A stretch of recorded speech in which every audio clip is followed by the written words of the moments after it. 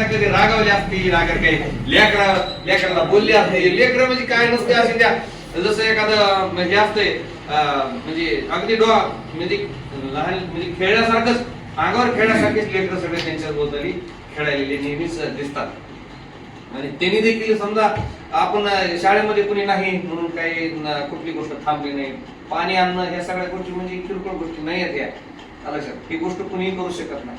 जे स्वतःला मोठं समजत नाही त्याच गोष्टी ही म्हणजे खेळ. सर्व गोष्टीचं वर्णन केलंय. ते सर्व गुण संपन्न व्यक्ती आहेत. ते सर्वांचे पैकी मुख्याध्यापक म्हणून तर त्या शाळेसाठी एक सर्व गोष्टीचं वर्णन केलंय. ते सर्व गुण संपन्न व्यक्ती आहेत. ते सर्वांचे पैकी मुख्याध्यापक म्हणून म्हणजे मला तर असं वाटतं की खरंच त्यांच्या जीवनातला आजचा आनंदाचा क्षण.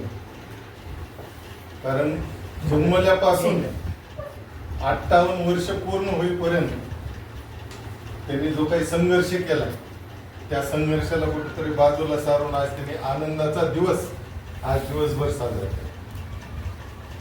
अनेक संकट पेरलेला माणूस आहे. त्यांच्याकडे बघितलं की आपल्याला काहीतरी नवीन ऊर्जा मिळायची. केळे सर कुठं सापडले तर त्या स्काउट भवनला आणतात. मी सोमवंशी सर होता, आपलं दोघं जण निघायचा. एक माणूस अशी पिशवी घेऊन पाहायला असायचा. कुठं बघितलं की एक पिशवी आणि बघायचं कामच नाही. सोमवंशी सरला म्हणलं चला आपण त्यांच्यासोबत दोस्ती करू मला आपलं मस्त. आणि त्या दिवशी दोस्ती झाली आणि सागर हॉटेलमध्ये जाऊन आम्ही राईस प्लेट वगैरे त्यांचा जो संपर्क वाढला, त्याच्यानंतर मग केळे सर बघायचं काम. खरं तर त्यांच्या कष्टाला प्रत्येक ठिकाणी पावले त्यांना यश मिळालं. ठीक आहे, आयुष्यामध्ये काही थोडं दुःखाचे प्रसंग, सुखाचे प्रसंग, तरी हा पट्ट्या दुःख असताना सुद्धा सुखच म्हणून पुढं पळतो आणि त्या पळण्याला काही मर्यादा नसतात. त्यांचं आयुष्य हे आपल्या सर्वांसाठी प्रेरणादायी. खरं तर चिरतरुण आहेत सर, निरागस आहे, प्रेमळ आहे, मनमिळावू आहे. असे कितीतरी त्यांच्या अंगी असणारे गुण आपण प्रत्येकानं जर बघितलं तर आपल्याला सुद्धा वाटेल की चला सर आमचा संघर्ष तिथून पुढे त्याला अवघड आहे. आणि मस्त मुक्त झाला. जुने जाणते लोक म्हणतात की रोग कुठं पडतंय, जिथं चांगली सुपीक जमीन आहे तिथंच रोग पडतंय, बरडावर कशाला पडत. तसं त्यांच्याकडे त्या क्षमता होत्या, त्यांच्याकडे ते पोटेन्शियल होतं.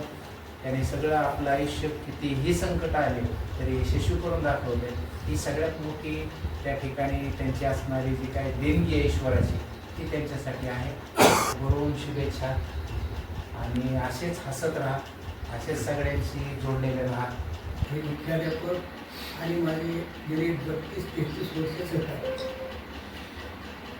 असे हे सर कुठल्याच कामाला कधीच वेळ म्हणले नाही, रात्र म्हणले नाही, काही.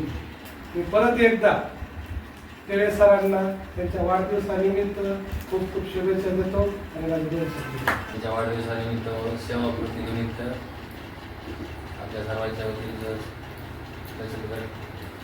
4 वेळेस म्हणलं याच्यापूर्वी आमची इच्छा आहे हो की चालू मध्ये गोव्याला जायचं. आमची जाईल पूर्ण, आमची सेवानिवृत्ती झाली. आणि पुढं शाळेसाठी जे जे करता येईल ते करण्याचा प्रयत्न केलेला आहे.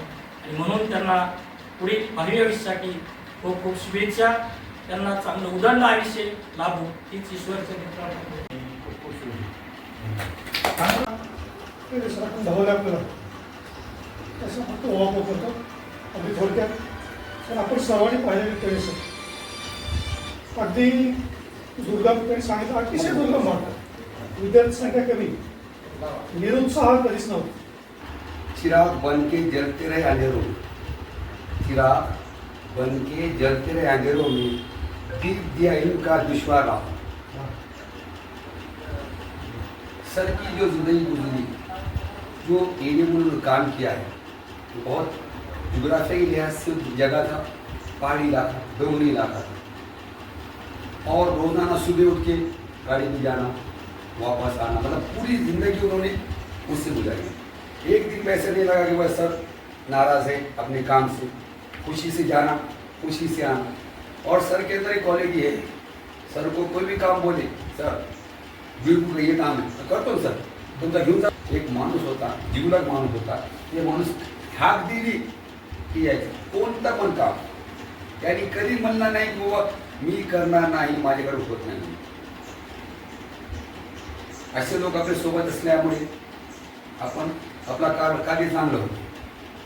त्यांच्यामुळेच व्हायला लागलं सर. मला प्रत्येक सर महिन्यात आणि नाही त्या शाळा किती दिल्या तिथले विद्यार्थी गोळा करून आणि त्यांनी शेवटी पट टिकून तो एक पद वाढून ठेवला. बचत गट 85-86 झालं होती.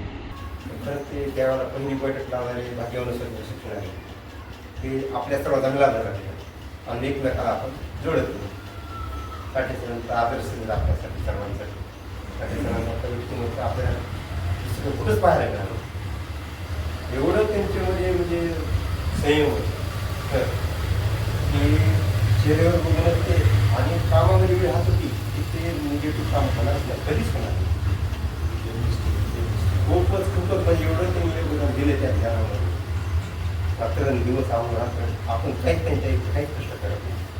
मी माझ्या मताला जाण दिलं. एवढी बैठक वाटली खूप म्हणजे आपल्यासाठी करत.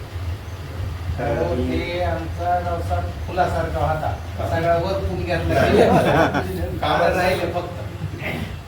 त्यांनी आरोग्य माझ्याबरोबरच सरांनी सुद्धा विनंती रिक्वेस्ट करायला तुम्ही आरोग्याकडे परत लक्ष द्यावं. आता योग आणि कॉम्प्युटर वारंवर त्याच्याशिवाय धोकादायक आहेत आपल्याला, पण त्याशिवाय पर्याय नाही. तर सर्वांनी सकाळी मुळे सरांनी सांगितलं फोन करा सर्वांना. मी विसरून गेलो आणि आता नेमकं घरी आल्यानंतर यादी काढली. आता ताजी यादी आणि ते त्या सरांच्या लिस्ट काढून निघाली. माझे कागद कवाचे कुणाचे दिलेले सगळे कागद जपून सगळे कसलाही कागद कोणी मागत नाही मला त्याला माहिती सुरक्षित आहे सगळं. काम झालं वर्षी बघायची गरज नाही. ते सरपंच दिले की ते तुम्ही सरच ओशी मग 5 मिनिटात ती यादी केली. फोन केला सर्वांनी. सरांनी खरंच फोन केला त्यांनी त्यांच्या गावाकडे म्हणजे मी आलोच. इतके धडपड करून कसे आले असतील की मी शेवटला फोन करायचं तर आनंद वाटला सर्वांनी.